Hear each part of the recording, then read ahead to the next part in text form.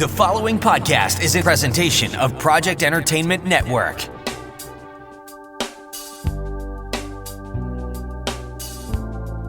Welcome to the Sample Chapter Podcast, the show where authors read a sample chapter from one of their books. Here's your host, Jason A. Winitsky. Welcome back, my friends. Hey, fourth time's the charm. If I was doing a video of behind the scenes today, you'd see this is the fourth time I've tried recording this. I keep messing things up. But anyway, welcome to episode 115 of the Sample Chapter Podcast, the show where authors read a sample chapter from one of their books. I am your host, Jason A. Winitsky, here to take you on a journey to find your next favorite book. I invite you to check out the backlist for more than 100 episodes of incredible authors reading a sample chapter from one of their books. There are several that you may not know, but I guarantee you there's also some authors in there you do know, but all of them are wonderful. They're all incredible, and it's non-genre specific, meaning you're going to find every genre in the backlist. So if you are into thrillers, you're going to find them. If you're into romance, you're going to find it. The weird, the wacky, some westerns, science fiction, the list goes on and on. When I say every genre, it's there. So check out that backlist. And when you find an episode that you do like, a book, an author that you're interested in, make sure you share that with some friends so that way they can check it out as well. I want to invite you to follow us on Facebook, Twitter, and YouTube. You can just find us there at Sample Chapter Podcast on each of those platforms. The YouTube is really cool. That's been really catching on here lately. People checking out episodes because you can see the book cover while the episode plays in the background. And so that's been a lot of fun. I'm really enjoying the YouTube community, getting some nice comments on there lately. But of course, if you ever want to reach out to me, you can do so at samplechapterpodcast@gmail.com. Another incredible resource I want you to make sure to check out is our sponsors and podcast networks that we're part of, starting with Scrivener. Scrivener writing software, they've been with us for over a year now. And I love this software. It's no secret at all. I started using them a few years back just to try it out. A friend of mine kept telling me how great it was. I finally tried it out, and oh my gosh, I love Scrivener. I love everything it's capable of doing. I know you're going to love it too. Hey, check out this commercial to find out how you can save 20%.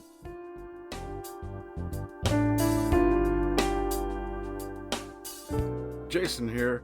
Hey, I wanted to take a moment and tell you about my favorite writing tool, Scrivener.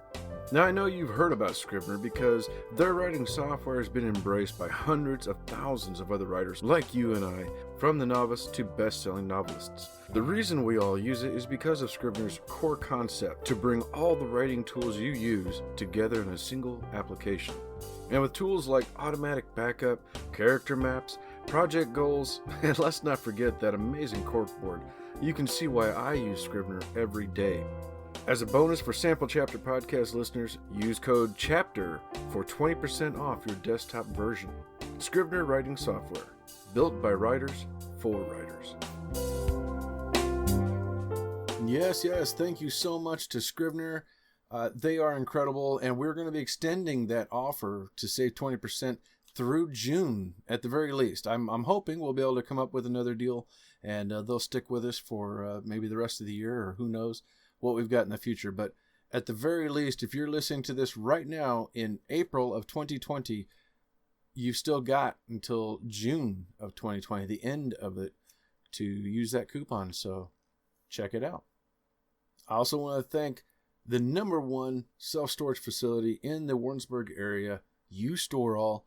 They have been my partner since the very beginning.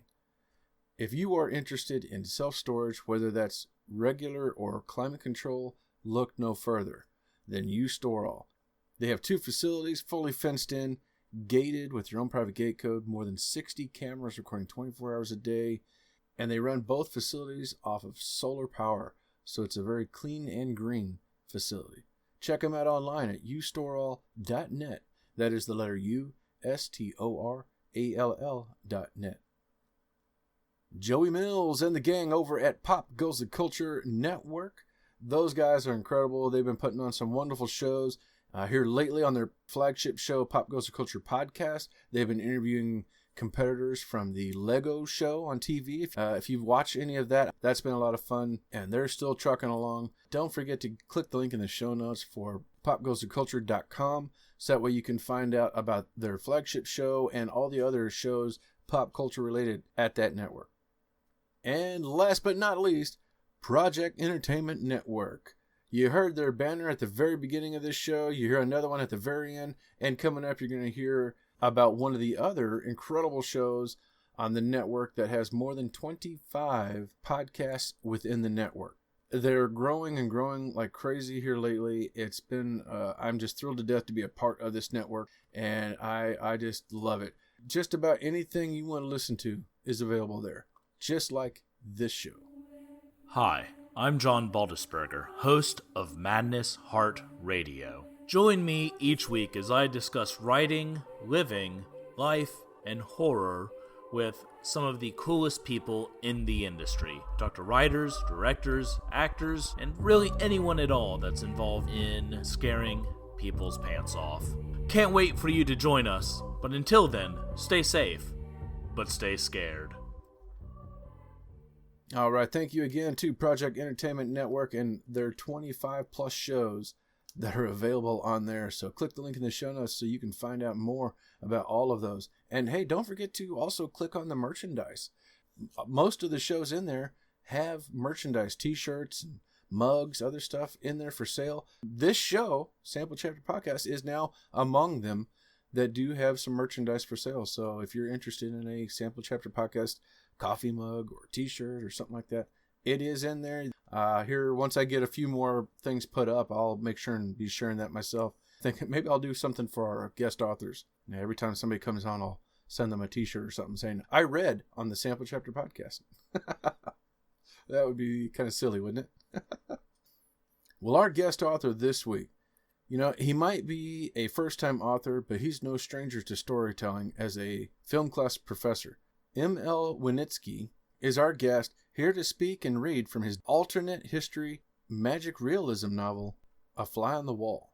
And let me tell you, oh my gosh, this book, it just came out last week on the 16th of April, so just a few days ago. But this book, it's already been likened to Philip K. Dick's Man in the High Castle. Some really high praise. A lot of people are loving on this book, and just getting the chance to sit down with Mr. Winitsky and hear about, we're going to discuss his inspirations for the book, all about his brilliant, as he describes it, his brilliant but ignorant character, and what does that mean? I love talking to him, and he's quite the eloquent speaker. But we're also going to hear about his writing process, which goes along the lines of being a spy on the outside, looking in when it comes to being a writer. So many wonderful things. You were really in for a treat. So stay tuned. We're going to get over to that. Well, I guess I've already done all the ads. So let's just get on over to our interview with ML Winitsky right now.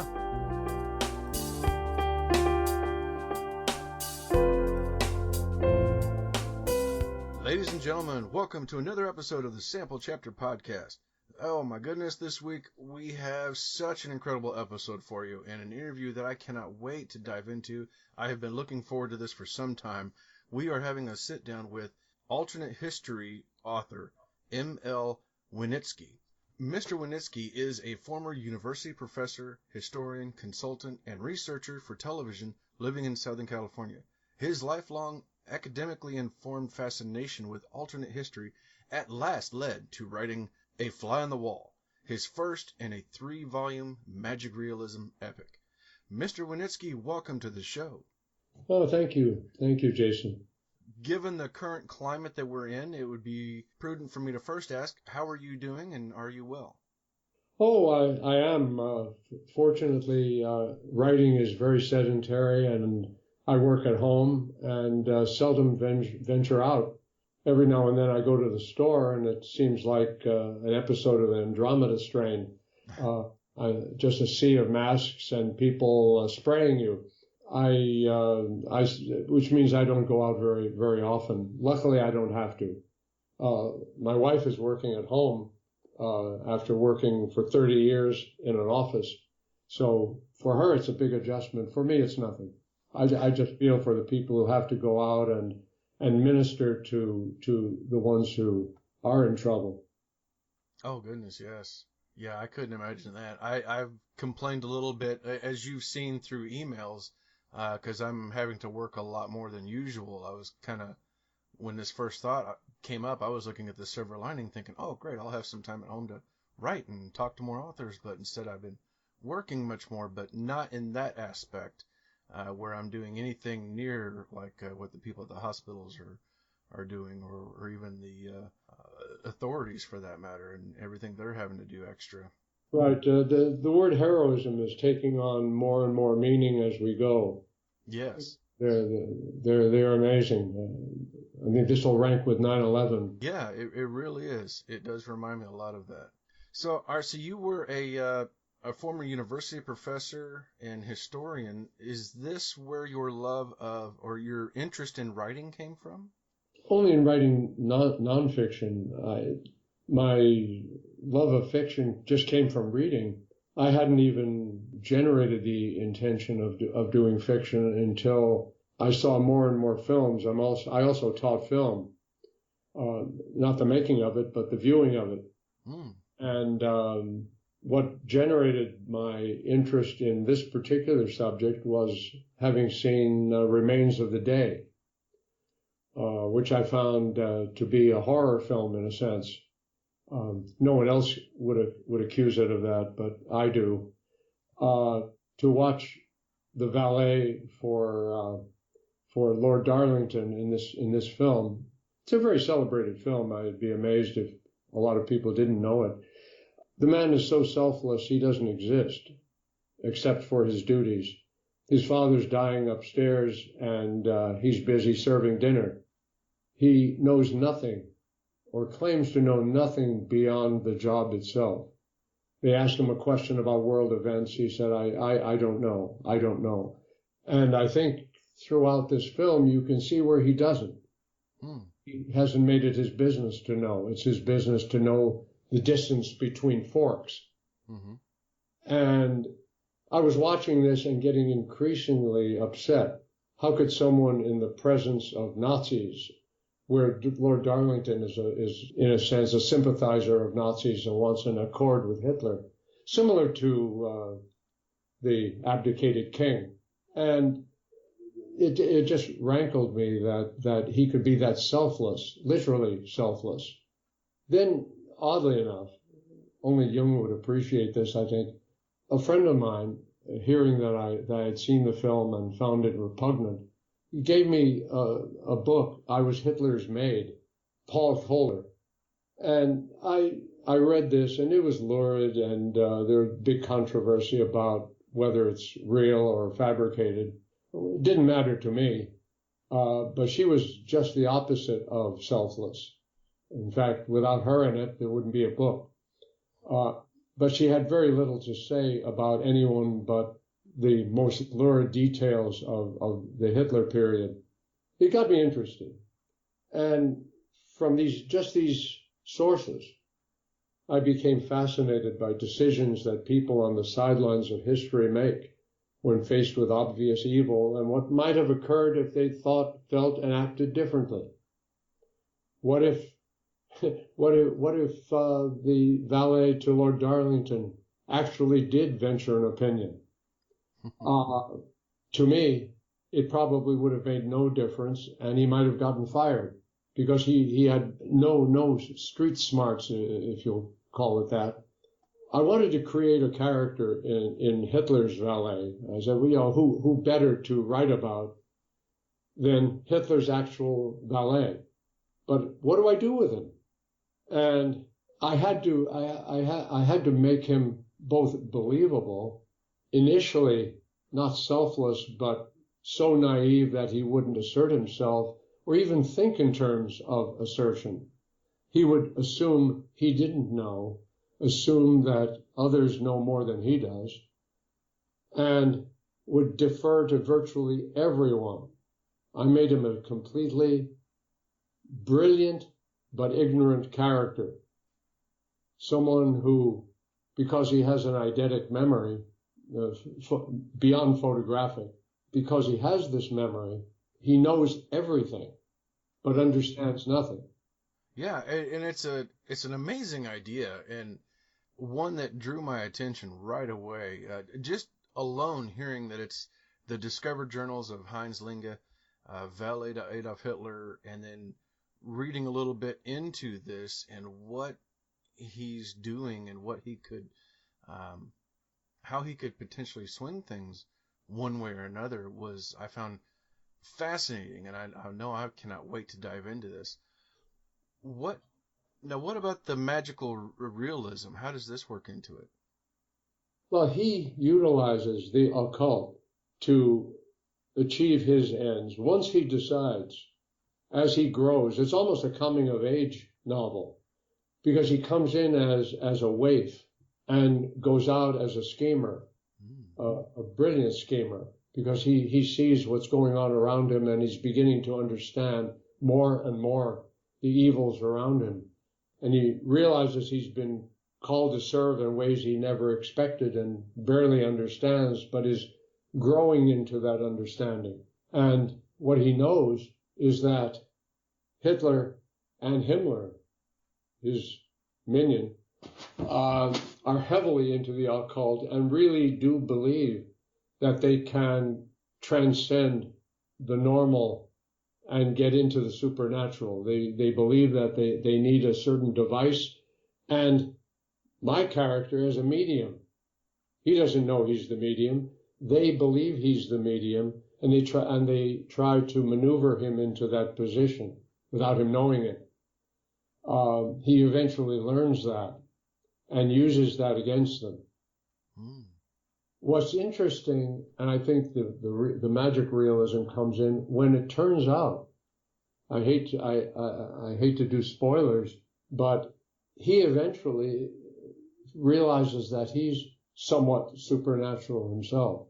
He does have visions. He does have hallucinations. He does change personalities in the middle of let's call it a conversation. Now, initially, he does it without realizing it. Later, he uses these. In a sense, he pretends he's having them because now he's aware he has them, but he pretends he's having them even though he isn't, in order to manipulate Hitler. That's where the magic comes in, is that it really does exist in him. Oh, wow. He isn't merely acting out, pretending he's something he isn't. He actually realizes he is this. And the real issue becomes, and this is where the suspense comes in, can he control himself enough to use it as a device instead of just being the victim of these visions and hallucinations? Can he actually, someone asks him in the novel, do you actively participate in your own dreams? Are you sentient in your own dreams? And they keep asking him that, and he doesn't understand what they're asking. Eventually he does. And once he does, he knows how to answer. Wow. And it's got quite the blend, I understand. Mixing real events, real people with this, the fictional world that you created. What kind of research did you do to bring about this kind of realism?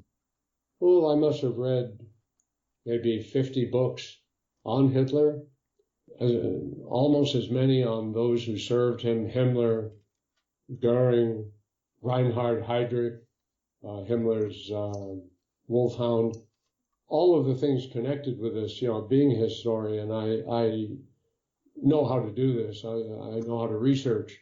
I just immersed myself in every single thing having to do with that period. As I mentioned, like Werner Herzog said, you have to know the context in which you become inventive. I can't deviate from something I don't know about. It's not a deviation then, it's ignorance. So I had to steep myself in all things Hitlerian in Nazi Germany in order to deviate from it. I invented Hitler's dialogue 90%. He did what he did. See, that's where the reality comes in, is that he did what he did. He did declare war on Poland.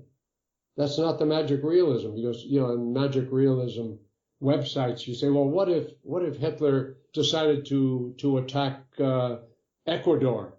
Well, he didn't attack Ecuador. I don't have him attacking Ecuador. I have him attacking Poland in 1939. The point is, his conversations about it are manufactured by me. His plan to send the Jews to Madagascar, that insane plan to do that, is a real thing. That's real. His discussion to my character about that is mine. Wow. So one of the things I find fascinating about this too is this is a debut novel for you. This is your very first fictional story, and we discussed already the what your incentive was to, like, how you came up with the character, but what was the idea behind writing a book about this? What gave you that idea? Well, I think I may have omitted a third source. I mentioned The Remains of the Day. I mentioned Kohler's book, I Was Hitler's Maid. I didn't mention one other, and that's Heinz Linge's own autobiography. He actually wrote an autobiography, well, as told to. So he didn't really write it. It was just tape-recorded conversations that were concocted and compiled and written by somebody else. But that's not important. What's important is that when you read this book, and that's what inspired me eventually, is the fact that he sounded absolutely like Stevens in Remains of the Day. Mm-hmm. You learn nothing about Linge in this book.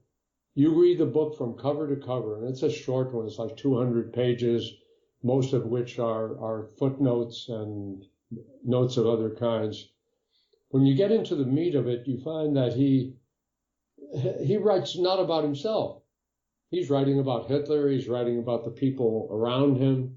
Once in a while, he'd say, well, some so-and-so came up to me and asked me how the Fuhrer is doing today. And I said, well, he's doing fine. Thank you. That, to me, was the spur. That spur dug into me, and I jumped. It had to be done. I had to do a real Linge. I had to create one. If there wasn't a real one, I had to create one. Oh my goodness! It became that as I've heard other authors say, it became that itch that you had to scratch. Yes. Yeah, if there wasn't a Linge, I'd have to create one. And luckily there was one, so I didn't have to invent a character. But everything else about him was invented, except his existence. It's just so, I keep coming back. I think I'm using the same words an awful lot, but I just keep thinking about how amazing this is, that you've got these journals from this real historical figure and how much this inspires you. And I think maybe that's what I'm finding amazing is, what you can come up with and where that inspiration comes from. And this is certainly no exception. To come up with a story like this, something that's going to be so immersive. And, some of your reviews that have come out prior to the book, I mean, people are already comparing this to Man in the High Castle. I mean, this is quite high praise. Well, I appreciate that kind of praise, although I would say that what I did deviated from Man in the High Castle in a few ways. He posited a completely different future. The same as the Plot Against America, that's a completely different future. It's, what if Hitler won the war? These are extreme cases of what if. Mine takes the actual historical events and posits a different reason for them.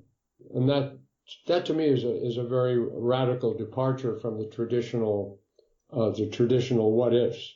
There's one other thing, and I think that readers will find this out. I inject a lot of humor into this.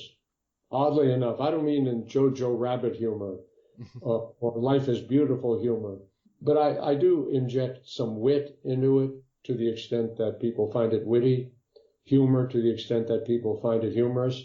I even make Hitler humorous, but not in a way that would glamorize him. Mm-hmm. It just makes him smarter. In fact, My character has a date with someone, a female a blind date. And he said one of the great marks of intelligence is humor. And anytime I want to show someone who's intelligent, it isn't a matter of knowledge, it's a matter of humor. Is the person witty? Does it show? And I try to infuse that into all of the dealings with people who would be humorous. Hitler was a genius, an evil genius, and he would be humorous in certain circumstances. My character, because he is also a genius in his own way, is also humorous. Not to Hitler, but to himself and to the reader. Mm-hmm. Some of his dates are witty and humorous, and I try to show their intelligence through wit, not through their encyclopedic knowledge. So that differs from Man in the High Castle in that way also. A lot of these what-ifs are not humorous at all. They're dead serious. And unfortunately, the dead part comes through a lot of times. I tried to make it livelier. And you have to when you have 3 volumes of journal entries. If you don't put humor in there, it's going to be like reading the phone book. And I think that's smart. Yeah, it certainly it livens up the reading. It brings across the character to the reader so that they can enjoy what they're reading more. And and I'll be totally honest. When I finished Man in the High Castle, I read it for the first time 2 years ago, and I sat it down, leaned back in my chair, and thought, what the hell just happened? I had no idea what in the world I had just experienced, and I actually had to start doing research into the novel and understand it. And then I understood it better and enjoyed it more, but it took me a little while. But it sounds like A Fly on the Wall is going to take me on this journey, and I will know exactly where I am all the way, it sounds like. I think you will. It has footnotes, as it would if it were a real set of journals. I mean, anyone who is translating a journal is going to come across things that the reader might not know. And since it's ostensible nonfiction, it should look like nonfiction. And so I do have footnotes. I don't have an index. That would be just gilding the lily. But I do provide footnotes, and I try to make the stuff readable. Mm-hmm. Otherwise, it just gets bogged down. So, but a lot of these what ifs are extreme. I tried to work within certain boundaries of what actually happened, and then just provide a different reason for them. Very cool. And a lot of people who have read it, friends and family, I guess, that it reminded them of Confederacy of Dunces, which is hardly a serious book. But I think what they were focusing on was the injection of humor into something dead serious, and the fact that it worked. I'd like to think that it worked, and only the reader can tell me that. Mm-hmm. This episode is coming out on April 21st, but the book will have come out a few days before on the 16th, so it's available right now, everybody. And this is volume 1. I understand you've got 2 more that are going to be coming out soon? Right. The first volume ends the night before Germany attacks Poland. Hitler attacks Poland. So it's like the 31st of August. Volume 2 starts out with September 1st. And I'm not positive. I'm editing volume 2 right now, and I'm trying to figure out where a good place to end it would be. I want to end on a cliffhanger. Some have criticized a cliffhanger. I don't. I feel that people should want to know what happens. If it isn't a cliffhanger, why would they want to know? They'd already know. Mm-hmm. So I don't know exactly where to stop it. Probably in the end of 1941, where Hitler takes over total command of the army. And then from 1941 to the end would be volume 3. But that's not etched in kryptonite. I'm still debating it with myself and my editor and all that. Yeah. Do you have any plans for anything beyond Heinz Linge? The only plans I have are regarding it.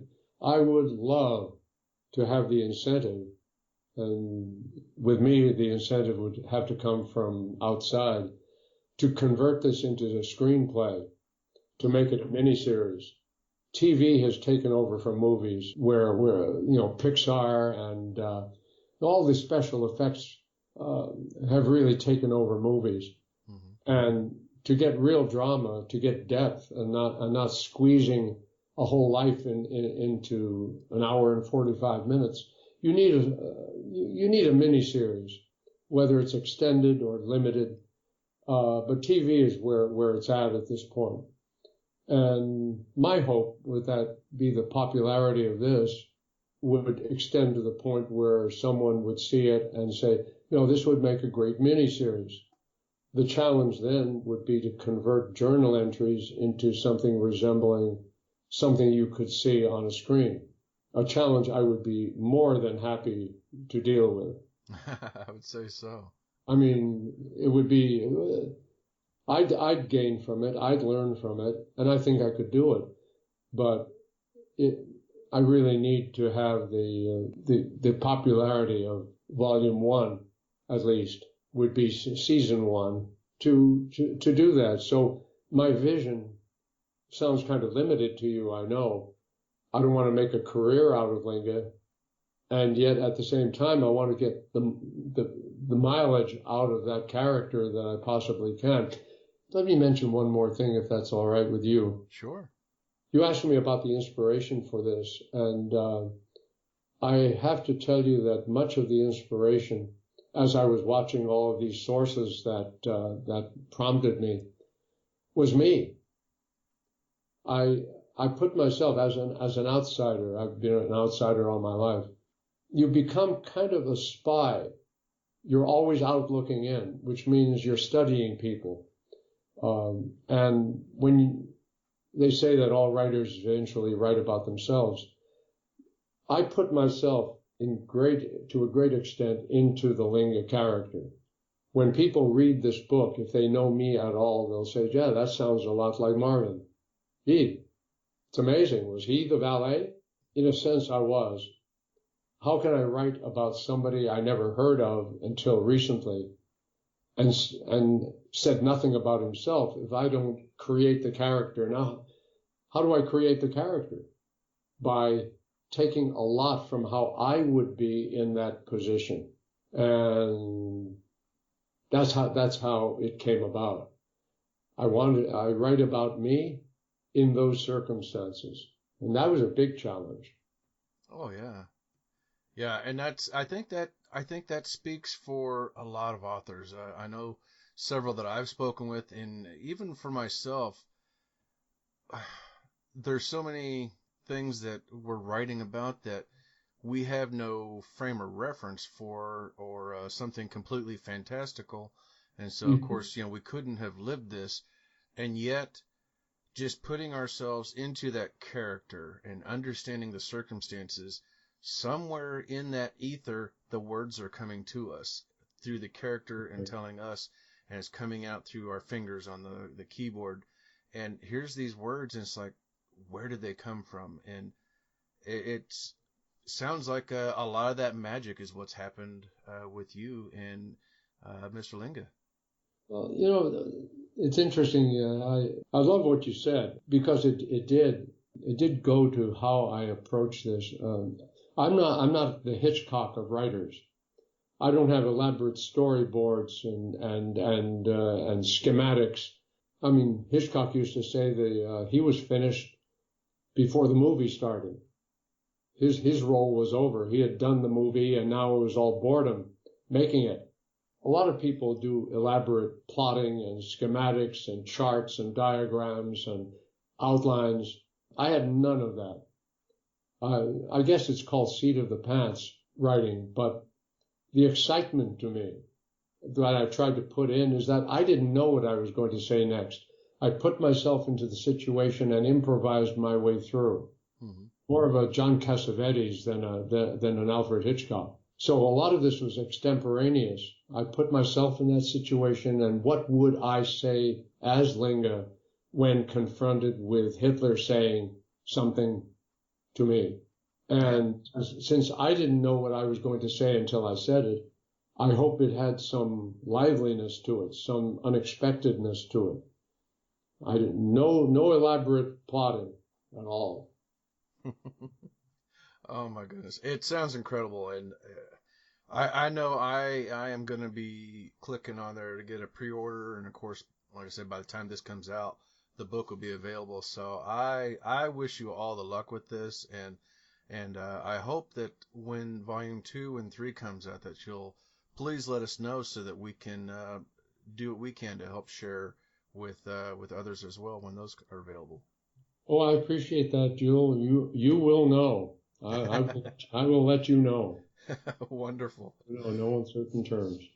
Where can people find and follow you online?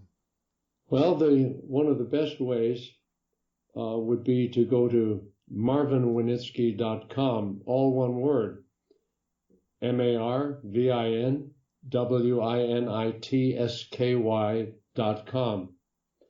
Another way would be author Marvin Winitsky. A third way would be ML Winitsky for Amazon. And on Google, ML Winitsky would do. But the best way is author Marvin Winitsky or marvinwinitsky.com. That'll put them on the social media platforms that I have. And people who do, they will get a benefit if they invite and join the newsletter community that's online. I'll send them a free essay on Linga and just give them a heads up on who they're dealing with. That sounds incredible. You heard that there, everybody. And of course, we're going to make sure to have links for all of this in the show notes, so you can click that link and you are right there on either his website or Amazon or his social media. Mr. Winitsky, thank you so much for coming on the show. It has been a real wonderful time getting to speak with you, both before the show and of course, during and hearing about this incredible book. And I really wish you all the best with this. Well, I thank you so much, Jason. All right, ladies and gentlemen, it's time for me to hand the floor over to our guest, ML Winitsky, with his debut novel, A Fly on the Wall. 23 February 1935. It began with an unexplained, urgent 11th hour summons from Reichsfuhrer Himmler. Nursing the remnants of a bout of influenza, I sat for 3 hours in the sterile chancellery hallway of interminable marble and glass, alongside a seemingly infinite row of rigid, ice-front, black and silver-clad male bodies, their utter silence punctuated by the occasional oily creak of gleaming boot leather. And there was the odor of sweat, but not the sort of sweat you could see, the kind popping to the surface of faces, necks, armpits, and the smalls of backs, but the sweat of ambition, the kind you glimpse in a facial twitch, a fluttering of the eyes, a trembling of the lips, in the fixed stares of the desperate. I looked and acted no different from the rest, save that I'd been late, and yet I was I, who commanded to sit directly before the polished mahogany double doors to the Fuhrer's quarters. For how long I sat there I have no knowledge, for I was benumbed with anxiety. So benumbed that without even noticing it, Bruckner was standing before me. At first I failed to acknowledge him, for he was wearing, in place of his resplendent SA General's uniform, a brown double-breasted business suit, off-white dress shirt, striped tie, and a highly polished brogues, elegant but anonymous, save for a black eye patch. However, once my conscious mind placed him, I shot up from my chair at full attention and presented the Hitler salute, perhaps a bit more stridently than the occasion called for, the sound thundering through the hallway as if we were in a deep canyon. Bruckner returned my salute perfunctorily, curved his lips into something resembling a grin, and told me to stand at parade rest. Bruckner, a hair shorter than I and considerably thinner, scanned me up and down, swinging his head like a metronome on its side. "Well then, let's see if we can expedite this so you can recuperate fully, yes?" And without waiting for a response, he took me by the elbow and guided me to the massive doors. "Go in, Linge." "But, Herr General, the others were ahead of me," I demurred. Bruckner chuckled mirthlessly. "Ah, you are quite the sentimentalist, Linge. Perfect. But you needn't concern yourself. Just go in," he repeated. "There are no others. There never were." I shut the door silently and passed through an uninhabited reception salon, crammed with the repulsive and ungainly furniture that was not intended for comfort or aesthetics, and into the Führer's actual living room. It was approximately 1,000 square feet in area, and unlike the salon, clearly designed for ease and even a certain exotic coziness despite its size. There must have been a colossal window, but it was completely shrouded by thick, heavy, dark burgundy draperies. The only light was provided by a small, green, glass-shaded desk lamp, which did less to illuminate than to throw sinister shadows throughout the vast space. As with the foyer, the living room seems also inhabited. To be frank, I had no idea what to do, for I also had no idea why I was summoned in the first place. As a consequence, I merely stood in the center of the room and tried to banish all thought from my mind, with little success, because I'd learned long before that the less you know, the more you imagine. Almost hysterical with curiosity, I decided to keep occupied by wandering with apparent aimlessness over to peer through the draperies. I had just reached them when his voice emerged from behind me, and I spun round. A welder I once worked with in my former life, who had lost several toes and one ear in the war, told me that in the face of danger there are only 3 possible responses: fight, flee, or freeze. Fight, he said, was risky. Flight was reasonable if conditions permitted, but freeze was suicide. I froze. A voice is information like anything written down or seen, so my memory needed no prompting to recognize his. But he was speaking to me in the sort of tone one assumes when having known a person for years. I saluted with panicked abandon and was about to shout Heil when the Führer whispered, "Linge, you look terrible. Are you ill?" "No, my Führer," I lied. "That is, I was laid up with the influenza for a time, but I am definitely on the mend. But, my Führer, He quickly raised his index finger to his lips. "No ceremony, Linge," he said.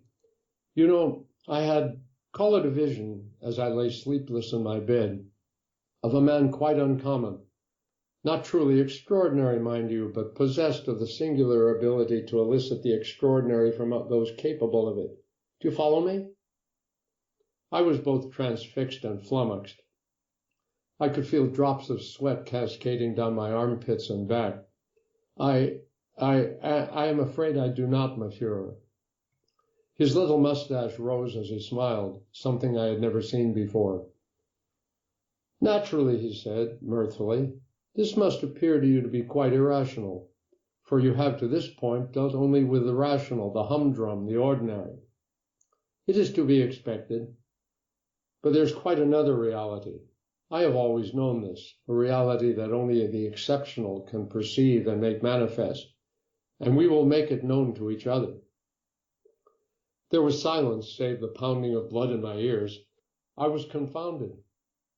Lack of formal schooling aside, I understood nothing of his monologue, but that did not appear to matter, for he merely gazed down at the floor, then began pacing round the room, seemingly oblivious to my presence, head bent, hands clasped behind his back like an ice skater. My own back felt like a waterfall. I was close to panic. Should I speak? Was he waiting for a response? I had no way of knowing, or telling, or how perilous it would be in my breaking the silence. After his 3rd circuit, he turned and moved towards me, stopping close enough for me to smell his breath. It was unutterably foul. "Are you a spiritual man, Linge?" he asked, almost in a whisper. "You mean, am I religious, my Führer?" I queried back. "Not necessarily, but do you believe in fortune?" Once I was reasonably certain that I was not to be subjected to a reprimand over something I knew not what, I answered, I am standing before you now, my Führer. Is that not fortune? No, Linga, he replied, that is destiny, and you will be the final link in the chain that binds me to it. I was utterly out of my depth, and so I remained silent as he turned round as if to walk away, but suddenly turned back, came up to me, glanced at me for a moment, then reached up and grabbed me tightly by the shoulders, his eyes piercing through me like swords. Don't speak, Linga. The expression of mystification on your face is sufficiently eloquent. He released his hands and stepped back, then, as if weighted down with a terrible burden of which he could not speak, moved slowly to his desk and eased himself into his chair. Linga, he began, his voice exhibiting a strength I had not expected, those officers lining the hallway outside are but a facade, a stage set, if you will, a ruse to convince those who surround me that I was seeking merely one more valet. Of course, there is some truth to that, for I learned long ago that for a lie to succeed, not unlike bread, one must surround it with a crust of truth. For reasons that baffle me still, instinct overrode judgment, and I blurted out, but, my Führer, I was not born, educated, or trained to personal service. I am an ignorant laborer. Of course, I knew I didn't sound like one, though in my untutored brain the how was conveniently separated from the what. The Führer smiled indulgently, his hands splayed, palms down on his desk. I expected that very reaction. In my position, Linga, I must see beyond the obvious and consider matters that elude others, even those most highly placed. It is only natural for you to wonder why I raised you above all the others, whom you consider far more qualified. I will disabuse you of this at once. You come with the highest recommendations from men whose knowledge of certain matters is both unique and essential to my purpose. I, of course, had to witness this for myself, and I tell you that I concur completely. If you say so, my Führer, I couldn't imagine that he was unable to see me sweating and shaking, but if he did, he gave no sign. He eased himself up and came toward me again, then stopped. He was looking at me and yet looking past me, a thing difficult to describe but easily seen. He was completely silent, not even the sound of breathing, and all I could hear was my racing pulse. Then he spoke, almost in a whisper, to that space beyond me. Linga, do you believe that there is genius among the animal kingdom? I have no idea, my Führer. I, for one, cannot believe it, because he would not have survived. And even among the early humans, any sign of deviance would have meant death or banishment. Banishment, even worse than death for such creatures, don't you agree? Not even here now, in this mere sand grain in this vast ocean of time, could someone with my unique gifts survive, much less savor of the Aryan race, who is poised to place Germany at the very center of Western civilization. And yet I have survived and will continue to do so. Of this I'm convinced. However, even I cannot accomplish this alone, and so you have become quite irreplaceable.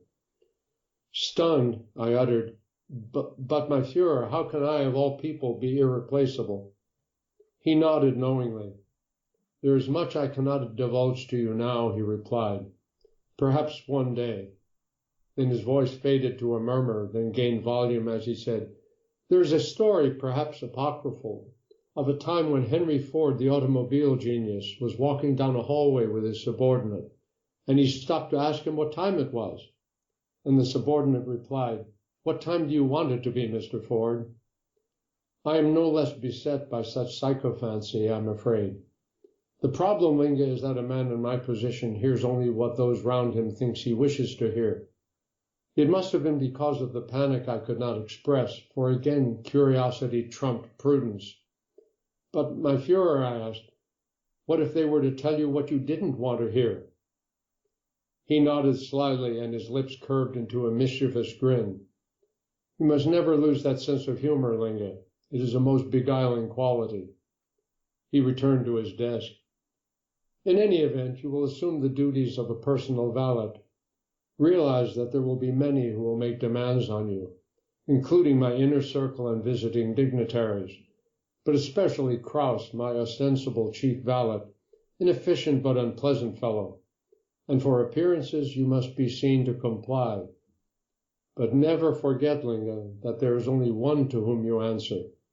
And when all are gone from my sight and your mundane duties and attendant abuses are done, I will increasingly often call for you, and you will undertake your destined role. Every part of me was screaming for an explanation of that role, but I said nothing. Frau Linga, from fear or inclination, could not express any human warmth or feeling towards me, but she had not born an idiot. I knew to keep silent, but from that moment, if not before, my previous existence ended. I was reborn, and nothing could ever be the same. That is, assuming it ever was.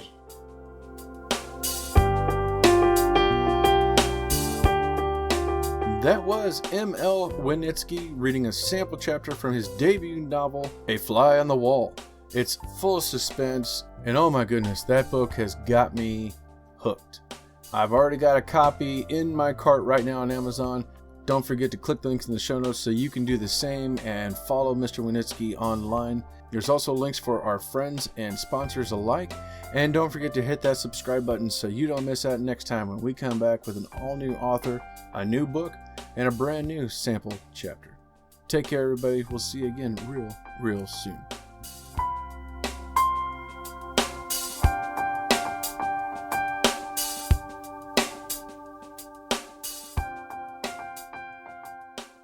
This has been a presentation of the Project Entertainment Network.